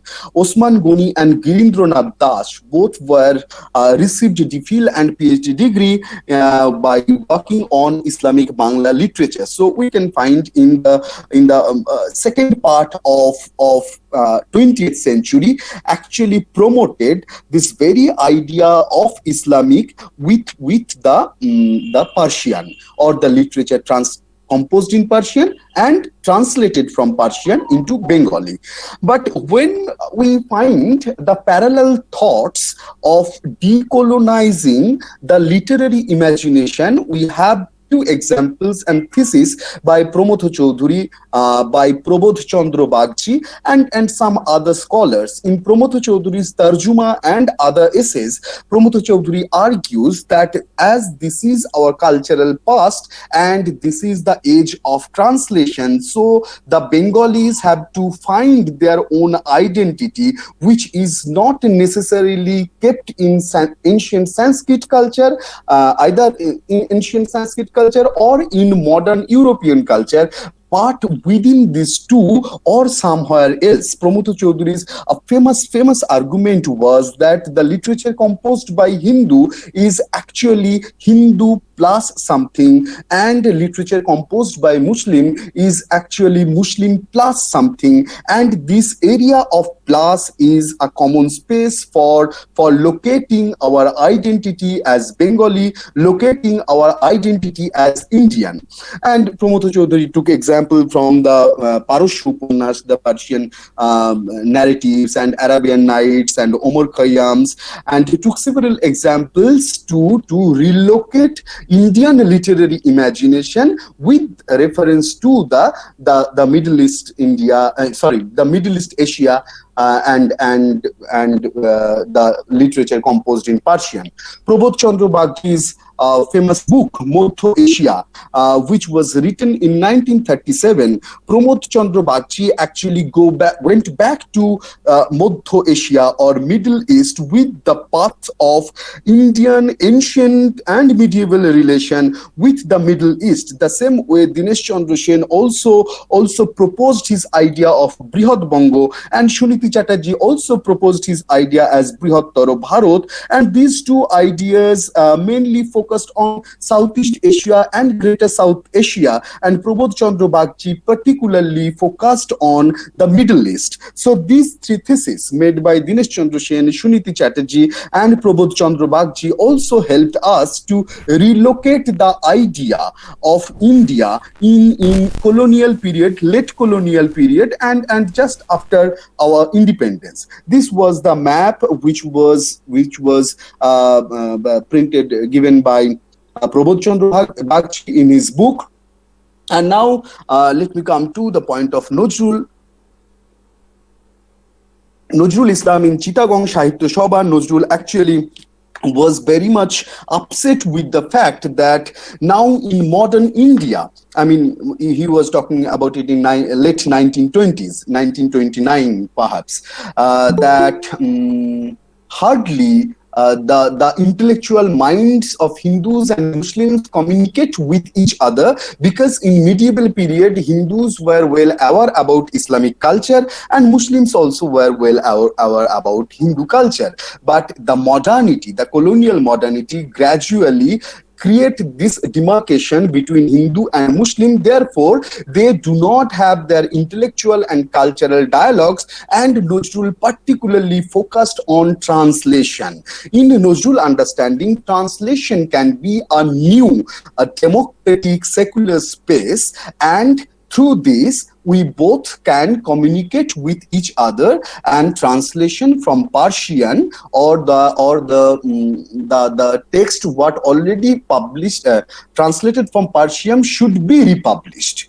So it was Nazrul's focus when he delivered lecture in Chittagong Sahitya Sabha. I will conclude my today's lecture with the example of Rejaul Karim, because Rejaul Karim was very much keen to search for harmony in Indian literature, and he took several examples from 13th century and 14th century royal courts of North India, Delhi, and also Mughal court, that how the Hindu literary texts, Shastras and philosophy are translated into Persian, and how Persian also translated into Sanskrit and other languages. He also took example of Nu Sifir to locate the idea of India, because all these texts actually historicized not only the Indian geography or history or culture, but also talked about Indian languages and literature to some extent. And Rejaul Karim also particularly focused on bringing the contemporary Iranian and Palestinian authors into his critical discussion to relocate Indian literary imagination with reference to Middle East Asia. So this just briefly my idea to share with you. Thank you very much. Thank you very much for that erudite presentation, Mrinmoy. We will come back to you once again, of course, but we move on to the third presentation. May I invite Rindon Kundu to present his paper, which is titled, Can the Global South Theorize? Alternative Notions of Translation from the Global South. Rindon. Thank you, Shantanda. A very good afternoon to the chair of the session, all the dignitaries present here, and fellow participants.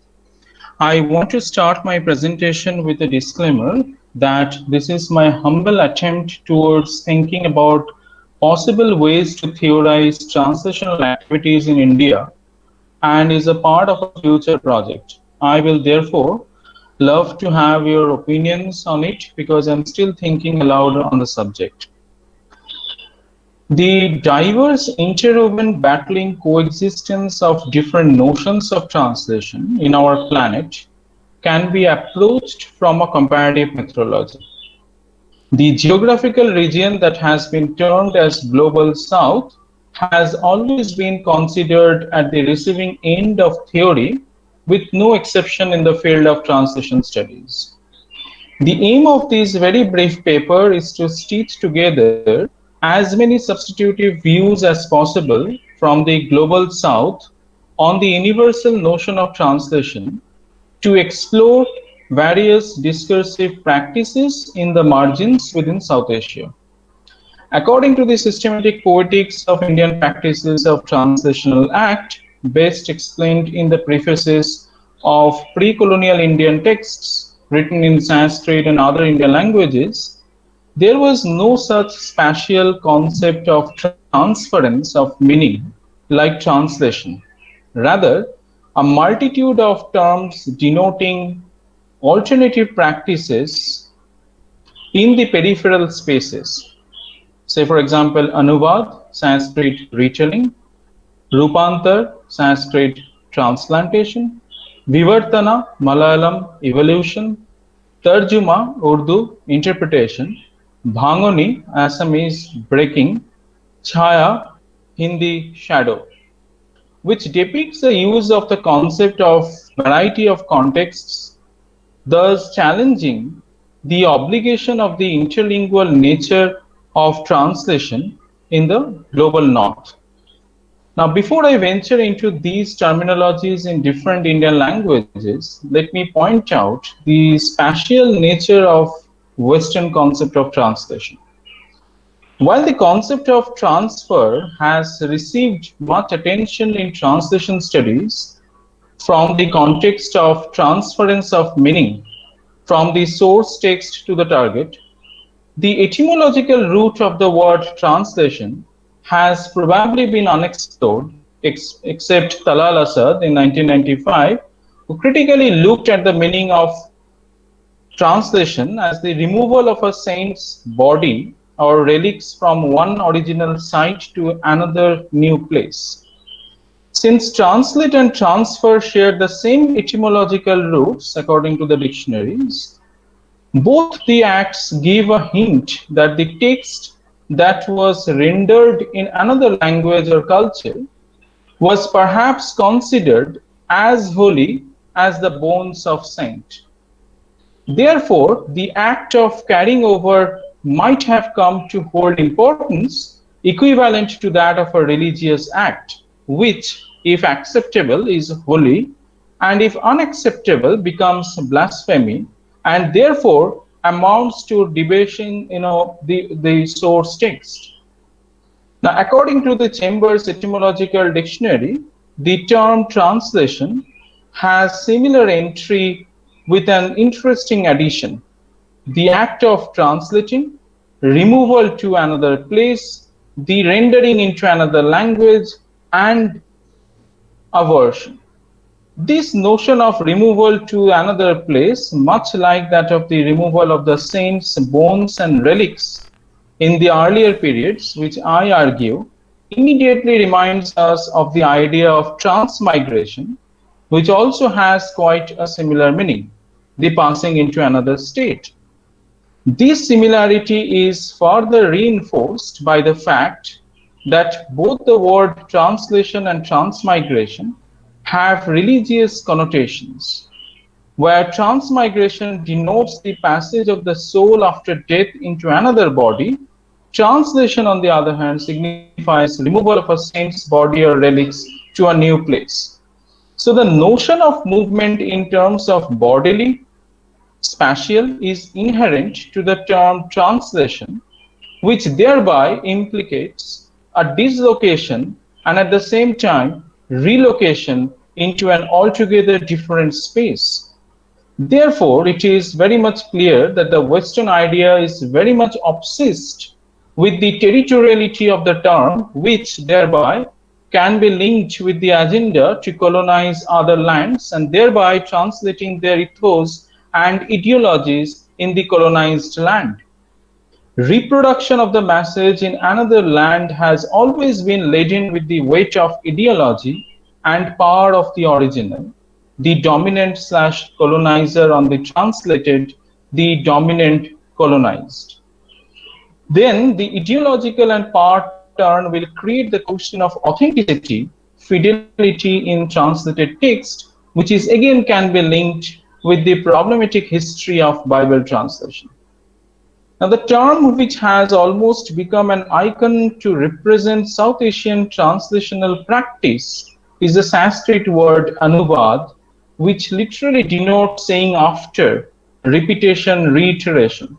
Starting from Shujit Mukherjee, Tejaswini Niranjana, Avadesh Kumar Singh, Ayappa Panikkar, Harish Trivedi, Susan Bassnett, Ganesh Devi, Indranath Chaudhary, Brian A. Hatcher, all have discussed and problematized the complicated Indian concept of Anuvad and zeroed on situating Anuvad, a temporal metaphor, vis-a-vis translation, a spatial construct, in order to grasp the colonial politics of meaning making through print capitalism. Since this term has been dealt at length by most of the dignified scholars, I will investigate a few other terms related to the translational practices in India. Now, I will concentrate into the notion of translation practices, and I classified the Indian way of the translational practices in diverse categories, namely translation as transplantation, translation as evolution, vivartanam, translation as interpretation, tarjuma, translation as illumination, chaya, as well as translation as fragmentation, bhangoni, that challenge the universal notion of translation as morphing the other. Now, taking cue from the Indian aesthetics best explained in Bharat, the reconstruction of a well-known story is the higher form of creativity over prakarana, original creation, and all these varied terms like rupantar, vivartanam, tarjuma, which are hinting translation activities in India, are foregrounding the existential primacy of the version or renditions over its original form from the perspective of the Indian plurisemiotic practices. Rupantar, we all are aware of the fact that it is constructed by combining two Sanskrit words, rup and antar. The word rup means form and antar means change. Therefore, rupantar denotes transformation of a text and would be equivalent to words like rendition and version. Now, in Monier Williams' Sanskrit to English dictionary, rup, the root word of rupantar, not only means form, figure, and beauty, but also contains meanings like ropa, the act of raising or setting up, ropana, the act of planting, ropila, the act of planting trees, saplings, and ropaka, planter. In Horicharan Bandyopadhyay's Bongio Shabdo Kosh, a Bengali dictionary, we see a comprehensive entry of the word rup, along with the two most obvious entries like beauty and form mentioned above. Horicharan Bandyopadhyay also mentions that rup can also means ropon kora, means to plant, to sow. In this very brief attempt, therefore, we can excavate the organic metaphor of transplantation hidden in the term rupantar. Now, the next term, vivartanam, can be understood from the Darwinian point of view. Darwin, in his Origin of Species 1859, has argued that with the climate changing, the habitat changes, and as the habitat reshapes, the organism mutates with the environment. When the environment changes, there are three things that may happen to a living organism: habitat tracking, extinction, and genetic change.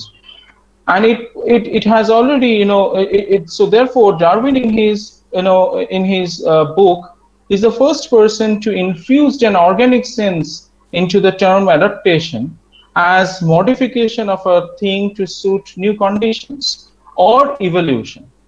Now, with this understanding, let us turn towards the term vivartanam, literally indicates alteration or evolution, as mentioned by Harish Trivedi, which is derivation of the Sanskrit word vivarta, which according to the Vedic philosophy denotes the altered representation or condition of Brahma, the ultimate reality, as a serpent in an altered representation of a rope. Vivartanam, the Sanskrit word alteration and Malayalam evolution, were used in pre-colonial time to convey the oblique and diversified idea of translational act as practiced in the pre-European Indian literature. Now, keeping these two terminological explorations as a point of departure, I argue that we should focus on building a new theoretical discourse system of translation studies based on ecological construction. I argue that a careful reading of the dialectic between Rupantar as transplantation and Vivartanam as evolution can further offer crucial insights into the process of acculturation through exploring different layers of the botanic metaphors located into these two Sanskrit terms, Sanskrit and Malayalam terms. If we wish to employ Rupantar and Vivartanam as tools for revisiting the concept and practice of intersemiotic translation in Indian subcontinent, we must first unearth the botanic metaphor underlying the terms. The transition of meaning of these two terms from pre-colonial era to the colonial time can enrich our understanding of South Asian translational practices in general. Now, if we comb the etymological meaning of the word tarjuma, we will find that the word means interpretation. Tarjama karna is to interpret, tarjama navis an interpreter, tarjama hona is to be interpreted or translated.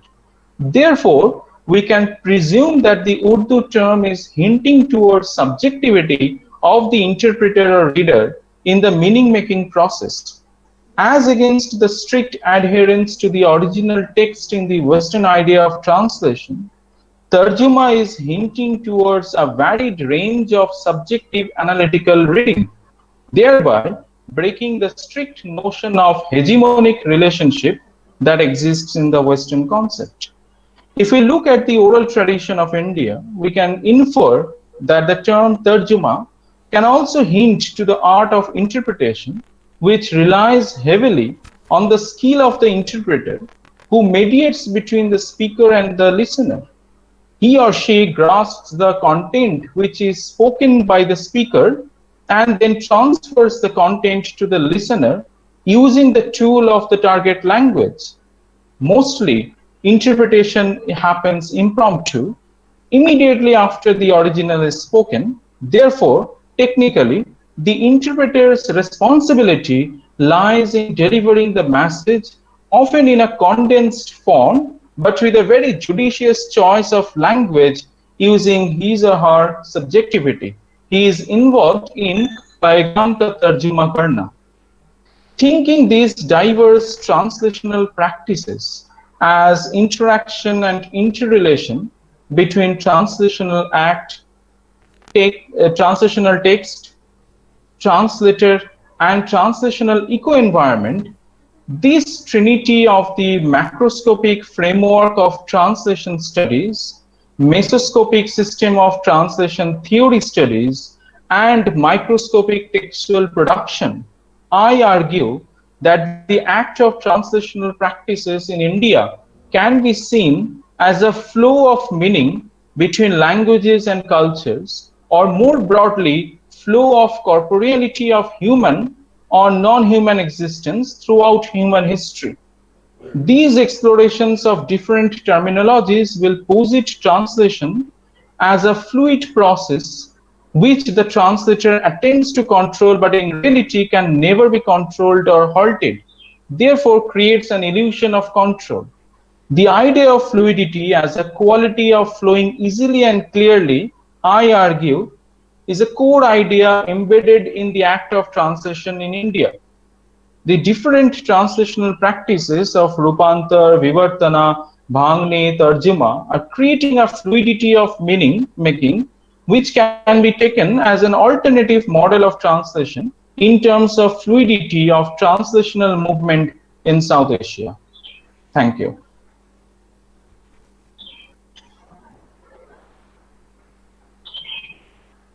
Thank you very much, Rindon, for that thought-provoking paper.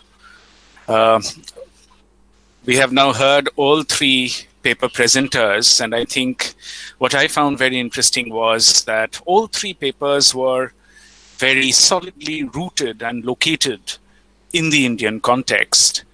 And we started with Aniruddha, who analyzed Kannada translations of Faiz Ahmed Faiz's poetry. And he was looking at metaphors there, which brings up a whole lot of questions, of course, because poetry itself can be so challenging to translate because of the fact that the register of language that is used in poetry is so very different from that of prose. And when you talk of translating figures of speech like the metaphor, that gives it an added dimension to the challenge of translation. But when Aniruddha was looking at these practices, these examples of translation, he was trying to analyze these examples with the help of the Indian aesthetic tradition, Indian aesthetic theories. So that, I think, opens up a whole new field of study in a way, because in a way it's a pointer to directions in which comparative literature in India needs to go, perhaps, or even has been going, perhaps. We had Mrinmoy, who was speaking about Persian and the relationship of Persian with Bangla. And he also took us to a point of time where religion and language need not be implicated with each other. And his paper is a clear pointer for us, a caution for us to rediscover the Indo-Persian cultural memory that he talks about. Very often, we do not always remember, or we are not always palpably aware of the interrelationships that shape our own literatures. And these traditions, these interactions, these adan-pradans that Indian languages have gone through in their trajectory of development with Persian, with indeed so many other languages and traditions, these are things we need to be palpably aware of, particularly within comparative literature. So that's a very timely intervention from Mrinmoy, I thought, who also referred to Nazrul Islam, who perhaps is one of the most significant persons to mention there in that context, because not only did Nazrul write poems like Moraya Ki Brinte Duti Kushum, Hindu Musalman, which talks about this syncretic nature, but also his register of Bangla was quite different from so many others, so many different linguistic registers fusing into the Bangla that he is using. Finally, we had Rindon, who spoke about translation, again locating it within the Indian context. He referred to these many terms that are prevalent for translation in India. And of course, that is something that Shujit Mukherjee pointed out also, where the notions that were implicated within the idea of translation were not really the notions that were there in the concepts that we have in India.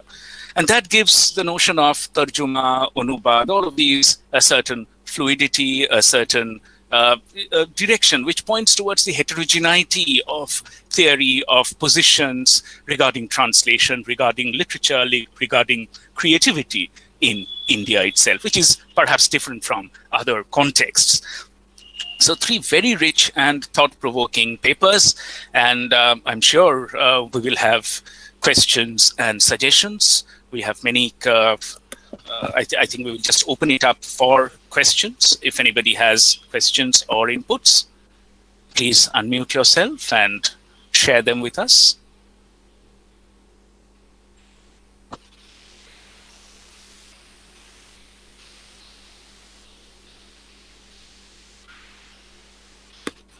If not questions, then any sort of inputs or suggestions about directions in which their research can go, perhaps, that would be most welcome.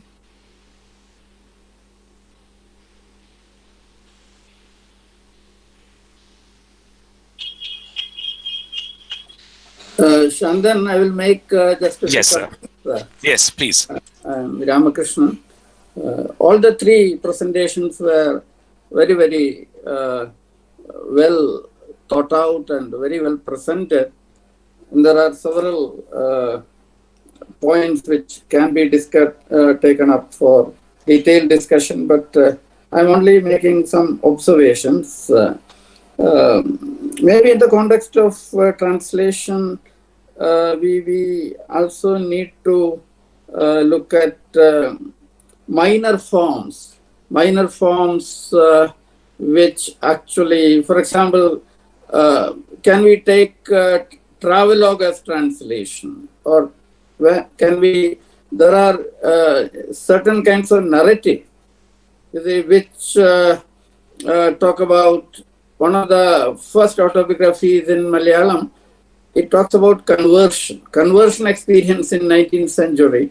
I was fascinated by Linden's, this very idea of transmigration. But the idea of conversion also brings novel in the 19th century talks extensively about the experience of conversion, becoming a new self. Vivarta, the way he actually interprets it, may also, when I looked at some of the translations in the 19th century, whether it's Shakespeare translation or the early translation of the novel, in all, I've seen in Gujarati, Malayalam, maybe in some other languages, the early novel form came into Indian languages through translation. So,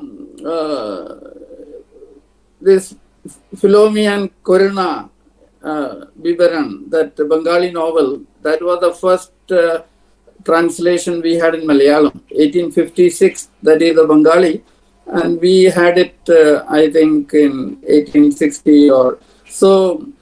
This kind of, form, and that also actually is done by missionary.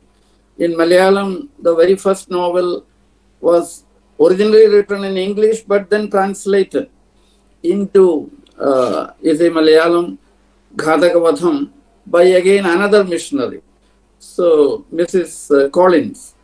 So, we need to actually look at some of these experience of travel, conversion. Many of these constitute a site where the question of the very literary form in Indian languages is being renegotiated. One of the points I made, and this was also made by Professor Hegde in his, why did Sanskrit never translate? Whereas, why do Indian languages constantly translate? And this is true of Persian as well. So the compulsion to translate itself, we need to actually, when we look at this proliferation of terms for translation, we also need to actually look at the context in which these terms came, and all those contexts are very different. And what are these contexts which have compelled Indian languages to continuously negotiate linguistic and cultural kind of, sometimes there are centers of power which need to be negotiated. And that's how forms like Manipravalam and many other, that also emerges. So these are stray thoughts, but I do feel along with these things, we need to look at minor forms as sites of translation, and out of which maybe a new theory of translation can emerge in the Indian context. Thank you. Thank you very much, sir. Those are very valuable comments. In case anyone wishes to respond to them, you're welcome to. Otherwise, we can just take more comments or questions if there are any.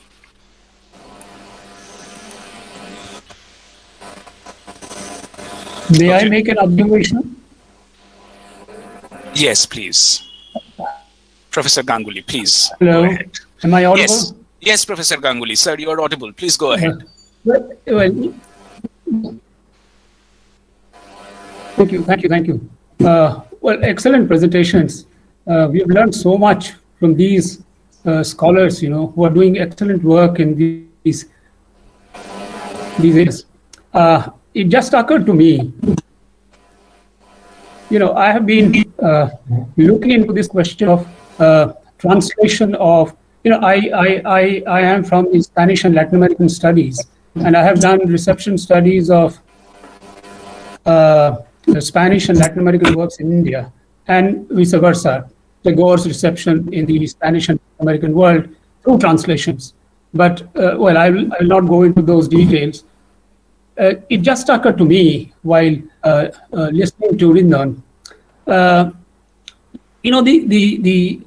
wonder whether he has heard of or seen the text, the translated text done by of Don Quixote, done in the 19th century, in 1882, by Bipin Bihari Chakraborty. And the Don Quixote, it is called Adbhut Digbijay.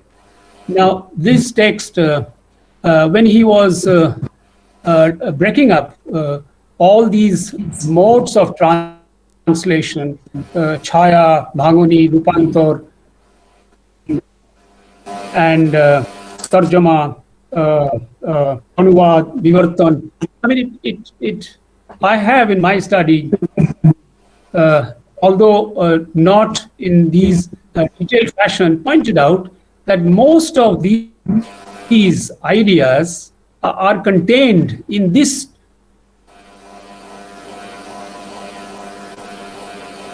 adaptation. It is not a word-to-word translation. It is not a faithful translation. A domestication, or let's say an adaptation of the first 27 chapters of Don Quixote, of the first part. It's a very self-contained translation, and it is one of the best works that I have seen, done in the 19th century, and where Don Quixote.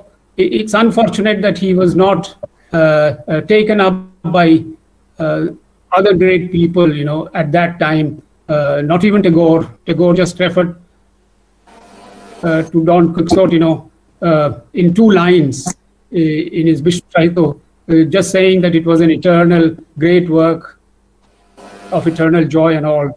But he never went into it. Neither did he respond to this Bipin Bihari's fantastic translation, which had come out and it was available, and it was even sent to all these big people. Nobody responded to him, and in my research, I have brought out the second edition in 2006 of this work, and I find that all these categories that you mention as Indian, or let's say an Asiatic mode of translation within the big parameter of the South Asian mode, they are somehow present in this Bipin Bihari's book. I will urge you to go into this and see in this work how all these categories are, even the concept of transmigration, and not just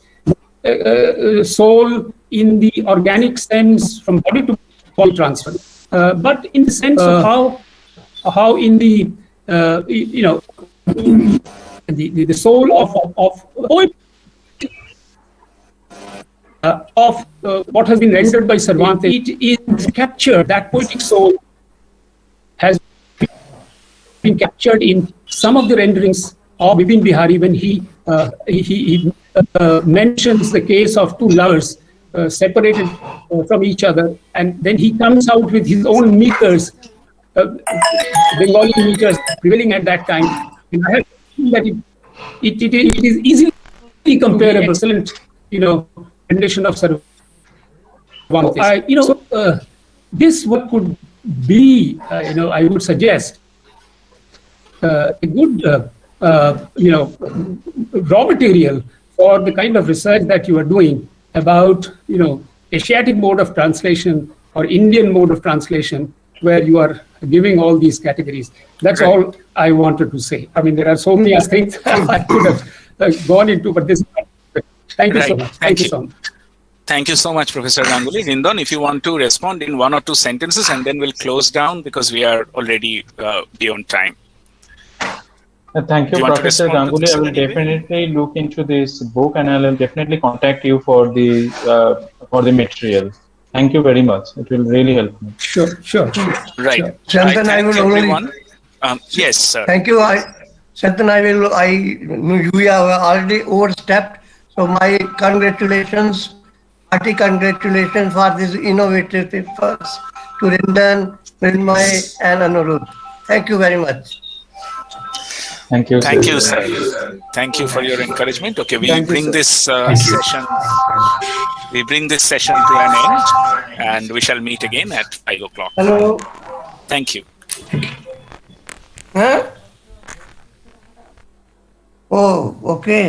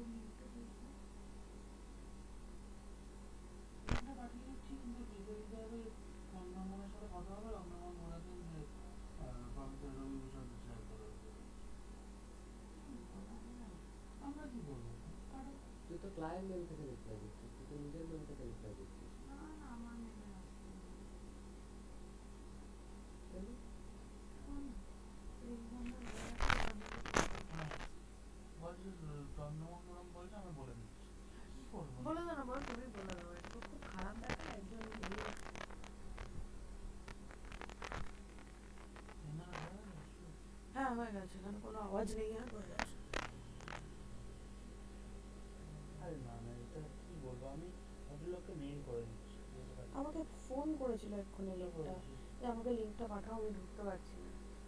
লিংকটা পাঠিয়ে দে না, ওকে আমরা না introduce করলেই তো হলো। খুব confusion হবে কিন্তু, ওই জন্যই বলছি আগে ইমরানকে বলে রাখ, ওকে ম্যানেজ দিতে বলে। লোকটা এসে নিজে যদি বলে আসুন আমরা শুনি পেপার চারটে, এরকম করছে লোকে।